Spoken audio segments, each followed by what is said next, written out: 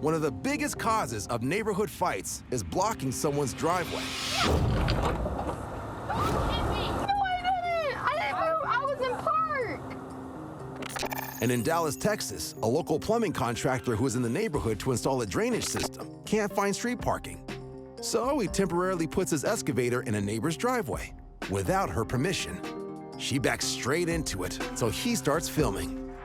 This lady had just came outside and backed right up into the tractor because she knew it was right there. I gotta go to a doctor's appointment. We're gonna move. Give me a second. Don't spit in my face. Okay, back up. Out of here now. Okay, ma'am, we're gonna move it. Can you give me 2 seconds? Can you give me 2 seconds? While the plumber is trying to calm things down, blocking someone's driveway in Texas is illegal and annoying. Get on that thing and move it. Okay, but you backed up into it on purpose. Because it's on my property and I told you to move it. So you just said that you backed up into it on purpose. No, I did not say Yes, that. you did. Why'd she back into it? She did it on purpose. Finally, the audacious contractor moves his vehicle and the woman leaves for her appointment. But now she's made an enemy of this neighborhood plumber, so let's hope she doesn't have a blocked toilet or leaky pipe anytime soon. We're in Chicago, Illinois, following a big dump of snow. A home security camera records a dog on the sidewalk. It runs into a front yard, then moments later, its owner appears. She spots something of interest at the front door. It's her neighbor's snow shovel. And without asking, she decides to take it. Moments later, another camera shows the woman using the shovel to clear snow around her car. When she's done, she goes back home, taking her neighbor's shovel with her. Meanwhile, the neighbor's been watching the whole thing. He decides to teach her a lesson in neighborhood manners. First, he fires up his snowblower and proceeds to completely rebury the woman's car. Then he takes back his shovel. Later, the woman discovers the payback and has to dig out her car, armed with only a broom. The shovel owner says he would have gladly lent his neighbor the shovel, if only she'd taken the time to ask. But break the good neighbor code in Chicago, and revenge is a deep dish served very cold. 45 miles northwest of Chicago is the city of Crystal Lake, Illinois, home to Aaron and Samantha Helmer and their 3 children. Our neighborhood is nice, quiet, suburban American neighborhood. We've lived here for 4 years. We get along with all of our neighbors out here. At 3 a.m. one morning, Aaron is awoken by an intruder alert from his home security system. A stranger has walked onto his driveway and tried the door of his unlocked car. I look at my phone and see that my car door is wide open and the light is on. Didn't really think about if the guy had a weapon at all. I just knew that I didn't want somebody in my car. Oh my God. I slammed the car door shut on him just to kind of stun him because I didn't know what kind of size person he was when I first ran up to him. Oh my God. I'm 260 pounds. I'm a big guy. He was about 120 pounds soaking wet. Drop whatever you have in there, okay? Yeah. All right. You okay? Yeah, I'm so sorry. I think this kid was scared that I came outside of my underwear. What do you have in there? In the wallet? Where's it at? Then I had to call my wife and wake her up out of bed at 3 o'clock in the morning. I was scared doing that. I was trying to make money or something? I'm hiring. Everybody's hiring. Yeah, so much. I don't want to explain it, but Aaron called my phone and asked me to see if his wallet was on the counter in the house. I like to sleep, so I was not very happy that I got woken up to some kid breaking in our car. Is my wallet in there?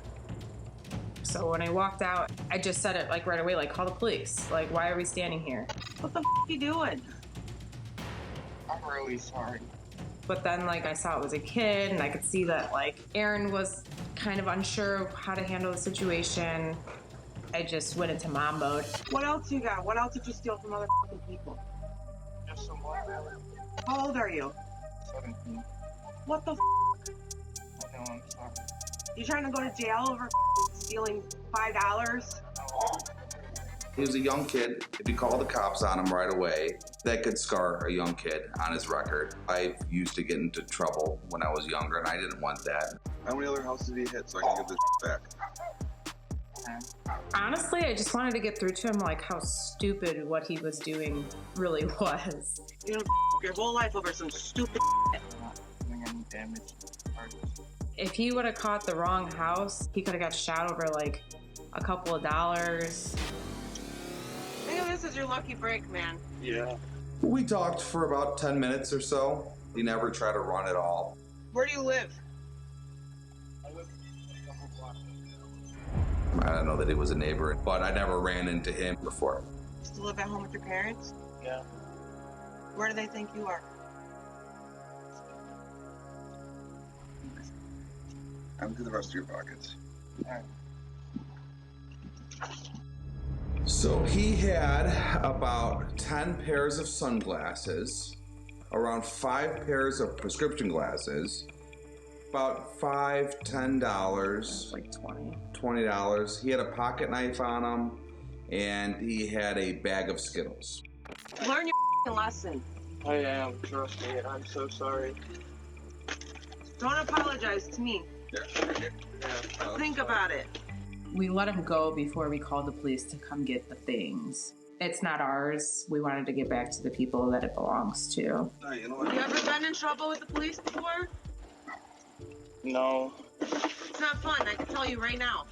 He was apologizing that he would never do it again, and I think he got away with it once or twice and then realized the severity of it. If he does get caught, what kind of consequences come next. I don't know. I think we made a good team of good cop, bad cop.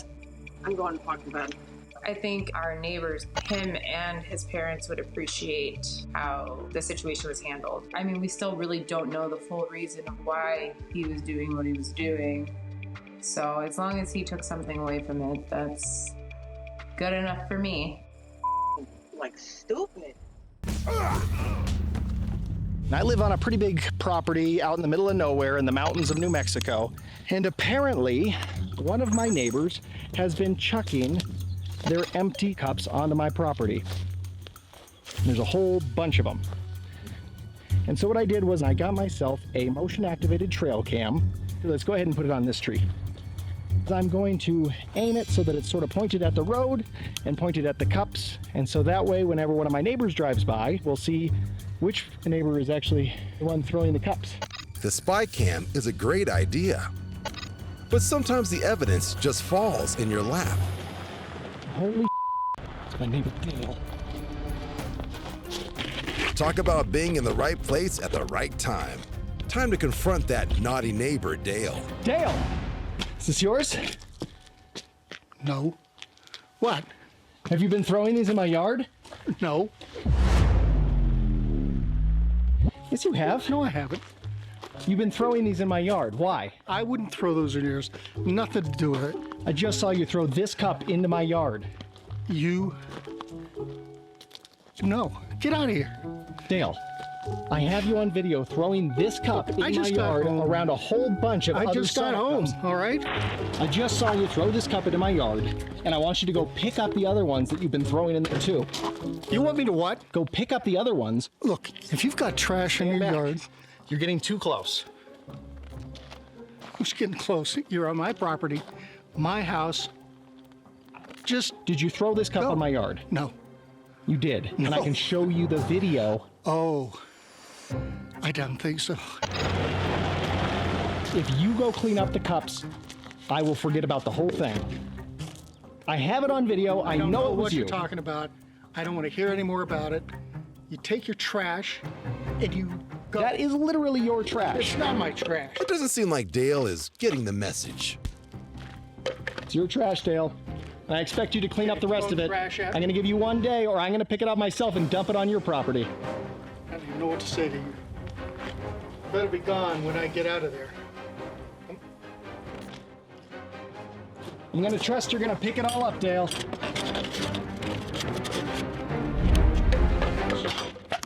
Dale, just pick it up. Get it out of here.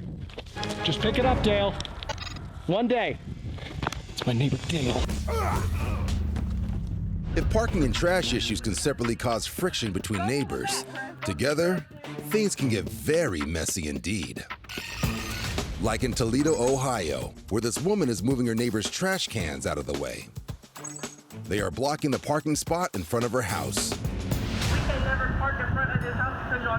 Her neighbor doesn't think she's done anything wrong. You don't have the right to park in front of your house. It's a public street. I can have 7 cars parked on the street. It don't matter. And supported by her husband, The public street. she starts to move them right back. Not to be outdone, the woman's friend just wheels them away again.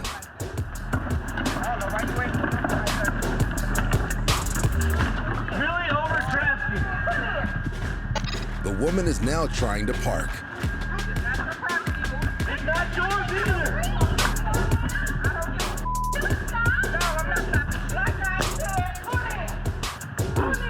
But with both sides now locked in a standoff, tempers, like the trash cans, are about to spill over.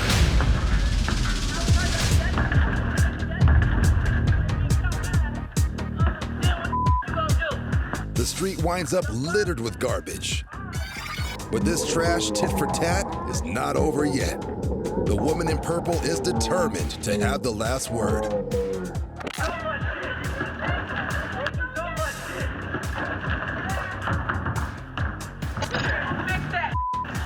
Police later arrive, and this woman is fined for dumping trash illegally on the street. The neighbors no longer live next door to each other.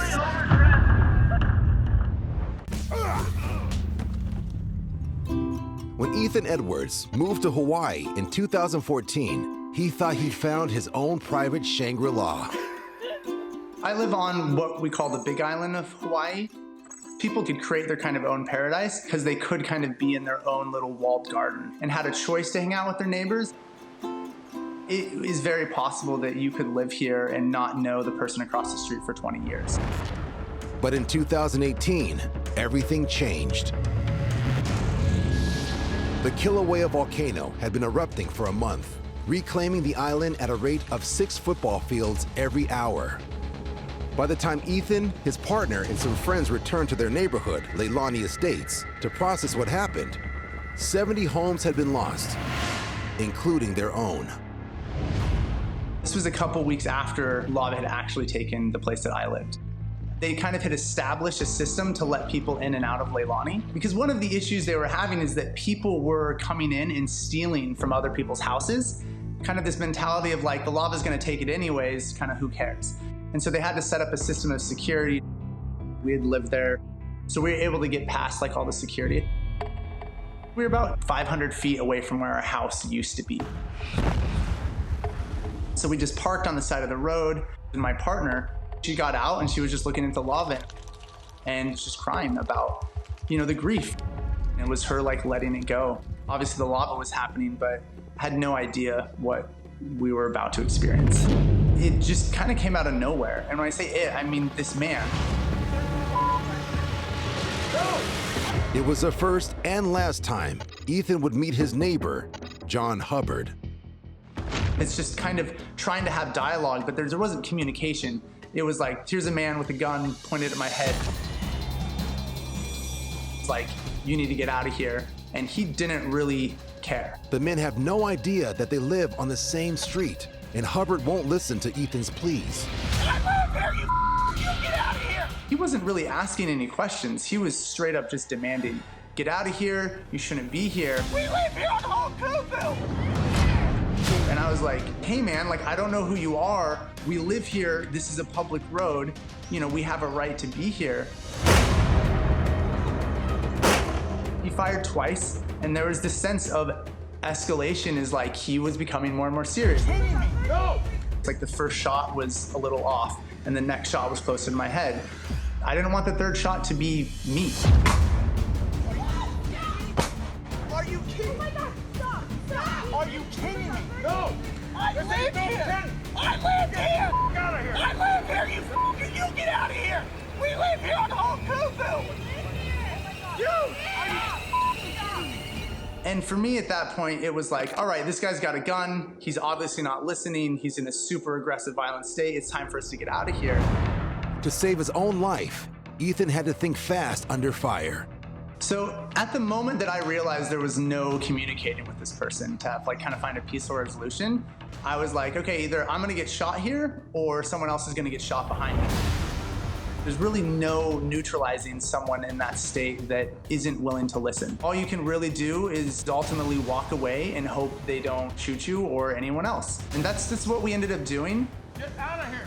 Ethan's read on the situation may have saved his life and those of his friends.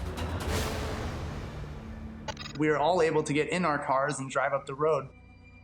At that point, we called the police and we just hung out there for about a half an hour in our car just in case he came after us. Kind of in shell shock, just like processing. That's when Ethan found an unexpected savior. And so we're sitting there on the side of the road and this car comes by and just parks next to us, and this woman comes out and she's like, oh my gosh, are you kids okay? I caught the whole thing on camera. That was insane. Which is amazing because there's no shadow of a doubt kind of what happened from that point. She was a neighbor named Patty Jones. But the way they were arguing, I thought this was weird. It's just that this guy wasn't acting. He wasn't acting with aloha. So I pulled out my phone and started recording at exactly the minute he pulled that gun out of his shorts. I wasn't worried about myself. I was more worried about Ethan. I live here! I live here! Out of here! I live here, you get out of here! My concern was just to protect everybody that was down there, so I had to get the police involved.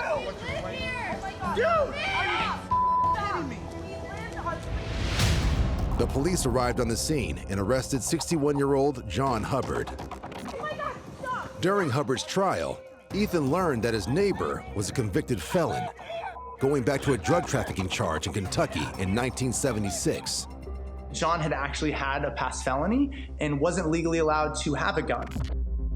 And so in terms of charges, there was, I think, initially like 11 different charges. Hubbard was convicted of terroristic threatening and for being a felon in possession of a firearm.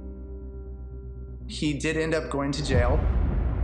I did talk to people that were friends with him, and on a good day, he was probably a nice neighbor and a good person. And stressful situations mixed with this entitlement of people believing that it's okay to be violent and force other people just came out that day. And I hope we can just move on and live our lives and more peacefully going forward. It's early evening in Seattle, Washington.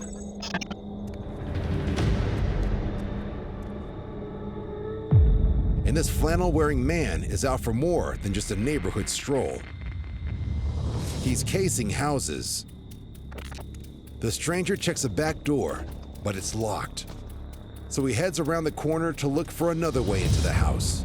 But what he doesn't realize is that the homeowner, a member of the United States Marine Corps, has been watching the camera feed all along and is now silently following him. The intruder heads for the front door, leaving himself trapped in a corner for the Marine to make his move. Just out of the camera's view, the homeowner has wrapped his arms around the intruder, and the two are struggling at the front door.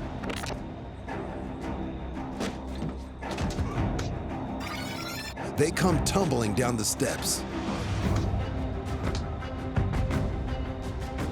Tussling on the ground, the intruder quickly discovers that he's no match for the hand-to-hand combat training of a Marine. Meanwhile, the homeowner's wife is already on the phone with police. After an intense struggle, the intruder accepts his fate and stops resisting. Having protected both his home and neighborhood, the Marine keeps the situation under control until officers arrive. It's important to note, law enforcement does not encourage homeowners to get in physical confrontations with intruders, even if they were trained by the Marines. There's trouble brewing in this quiet neighborhood in Austin, Texas. This woman got out of her car and into an altercation with one of the neighbors. This man tried to intervene. Now she's on his lawn and won't leave. And things are about to get slippery. Oh my God. Oh my God. Oh my God. Go home, girl. And clearly, she doesn't want to go anywhere. Oh my God. You're gonna lose that battle. Okay, now I think maybe we should call somebody. Is it 911? Do you want me to call? Yeah.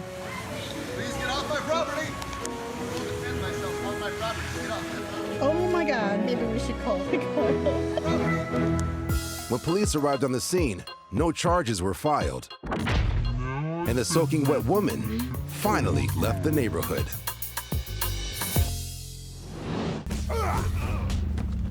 When it comes to property, size matters. Get off my property, ma'am. And nobody likes hearing that a part of their land might belong to their neighbor. Like this woman, whose neighbor has laid out a rope to show what he claims is the official property line between their two houses. I have the surveyed. You're trespassing. Not so, says the woman. This is her side of the grass. Show me the survey. I have the permits. I have the permits right here for everything. It's right here. It's right here, ma'am. Okay, quit pulling up my property, ma'am. Come here. Come on. I'll show you the permits. I have permits, ma'am. Yeah. You're not moving this because it's not your property. I'm not. No, you're not. I just did. She's trespassing. This is my surveyed line that I have put up. Trespassing. And she is tearing it up. I'm on my own side. Just like this one, boundary disputes can last for years, but they can be resolved. Contacting local municipalities, such as your town's tax office, is a great way to order a legal, accurate property survey. I don't know if she's got reinforcements with a baby. I don't have a baby. But beware, an official survey usually means a winner and a loser. I'm showing her the permit. Well, I want the survey. I'm showing her the permit. The survey is included in this permit. I had to get it. I had to get it. She is not on my property now. I don't feel safe. She is threatening me. Please get off my property, ma'am. I'm off. According to a national survey, property line disputes are actually the 5th leading cause of issues between neighbors in the United States. I feel threatened. Feel threatened? Get off my property, ma'am, please. I am off your property. Please. When a city representative was finally able to settle this dispute, the woman found that her plot was actually smaller than she thought it was. I do not need a permit. I'll take the trees down. I don't feel safe. She is threatening me. The two have not spoken since.